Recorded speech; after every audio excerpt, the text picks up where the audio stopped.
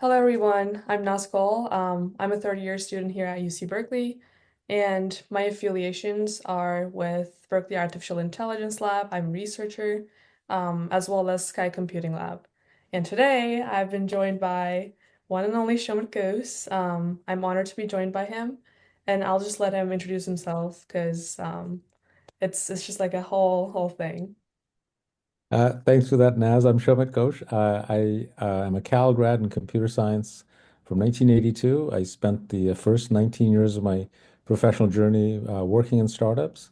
I did every job from engineer to CEO. The past 24 years, I've been a VC in Silicon Valley, investing in early stage companies. And I've also been teaching at UC Berkeley as a faculty lecturer since 2018. And as just a quick fun fact, we also teach a class here at Berkeley, which is on data-driven business models. So I just have a couple of questions to ask about your entrepreneurial journey. First of all, you have been into three IPOs and a company actually acquired by one of the big techs.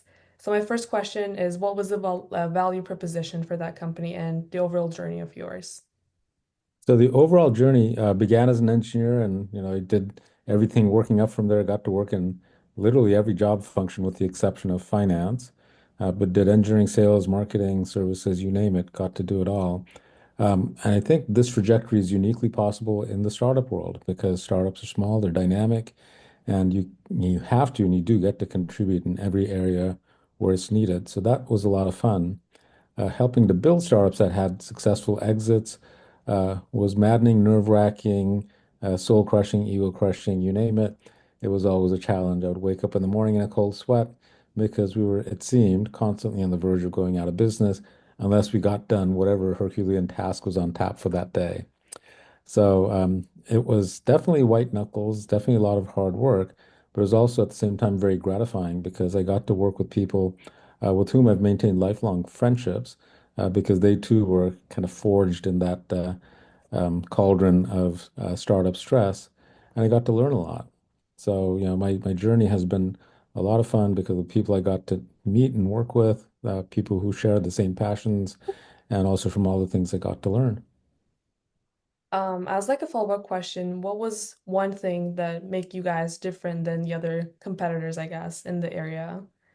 Yeah, so that's a really good question. So I'll say that the answer to that question for every startup where I was involved is that each time I was the least experienced, dumbest person on the team.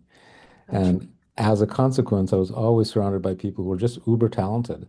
And that's always what made me, gave me gratification, gave me confidence that the company could do well, just because the people around me were just so darn good. And I think that's what helped differentiate us because startups are very much knock down, drag out, and it's a situation where the cream does rise to the top. So that was it. I think that the differentiator was in each instance, I was the dumbest person there. And as like a one technical kind of question in the middle, what was like the product that you guys were building, I guess? So yeah, different companies, different things. So one startup, Tumbleweed, we set out to do secure email, got finance to do that, ran into smack into the wall of lack of customer interest, had to pivot very quickly, built email policy engine instead, went public off that. Before that, Broadvision started off building billing systems for interactive television. Raised money from great VCs, built a product, went to market once again, ran smack into the wall of customer disinterest. So had to pivot, and we went IPO off building real-time personalization for major brand websites. I guess we just like talked about this yesterday, I guess, in a class with you, but since like this is the age of AI and then every single day there's something comes up, one of like the big tech people, they just say we just kind of set off something for the Monday and until the meeting, till Friday, something happens, a new thing comes up. So I guess in this super dynamic, especially in Silicon Valley, now you're a venture capitalist as well. How do you keep up with this dynamism every single day? Because you've also been publishing for so long for Berkeley's Entrepreneurship Center as well, and the articles are always really like fine grained, but also really up to date as well. Yeah, I think recently the technology moves so quickly, and I attempt to stay up with it. But I fall behind, continually further behind. But I think for all of us, it's incumbent on us to always be curious and always be growing what we know. And I try and do that. In fact, since you're familiar with how our classes go, um, generally the slides don't get finalized till Yeah. maybe an hour or two, and you'll see that. But there's the draft I'll send you in the morning, but which you'll see that gets presented in class is actually a little bit different. And it's because the technology moves so quickly, business moves so quickly. For example, this week, Hinge Health filed for an IPO. Hinge Health's IPO, very relevant to the topic that we discussed yesterday. Yeah. But that filing just happened, I think, on Monday, and the news story that I cited in class happened on Tuesday. So the business developments are rapid, and so are the technology developments. So generally, I'm kind of frantically trying to stay curious and learn as much as I can with every passing minute, and try and maintain my currency by that means. I guess my last question, it's just coming from my own curiosity. Since it's like super, super easy to build something these days. We basically have the large language models, now small language models, now we have the agentic AI and everything. So some people just argue that you have to have this research background, or you at least have to have this PhD background to actually build something. And we have obviously in Silicon Valley seen so many examples of like college dropouts or after college, right away people just build their own company. Do you think or which way do you think is kind Yeah, of the most optimal one in this? yeah. Very good question. I think always, as and also as we talked about in the class, it's the economic driver that drives products and companies. So it's always about the business model. And we can think about familiar examples. Like think about when Netflix first came to the market. Their technology, of course, wasn't that complex. It was their business model that disrupted everything.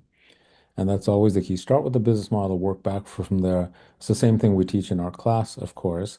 And of course, it's easy for us to become enamored of technology because what the heck, we're technologists.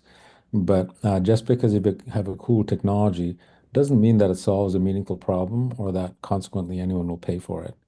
If you want to build a successful enterprise, we have to start with the business problem, work backward to what technology is then needed.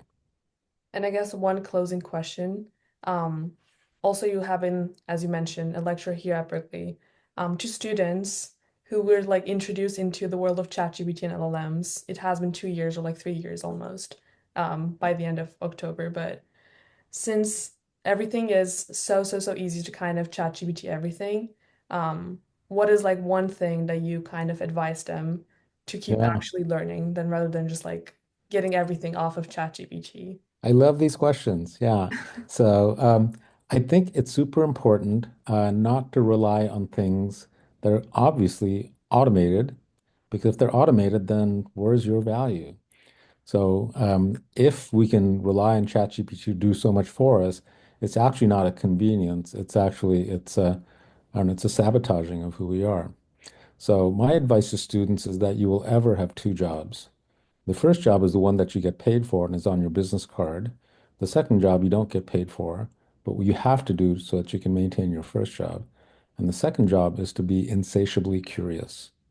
And if you're insatiably curious, you'll always understand what is the context of business needs today, technologies that can support that, and you'll be best positioned to be able to do that.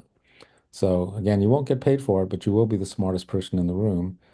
Businesses will evolve, businesses will have their ups and downs. How do we inoculate ourselves against being laid off or becoming irrelevant because we're not current?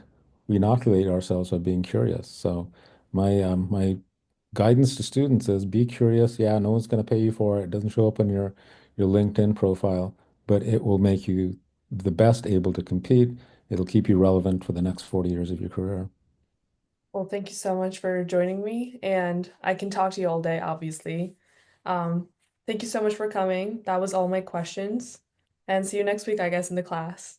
I'll look forward to it. Thanks so much, Ness. See you then. Thank you so much. Bye Bye bye. bye.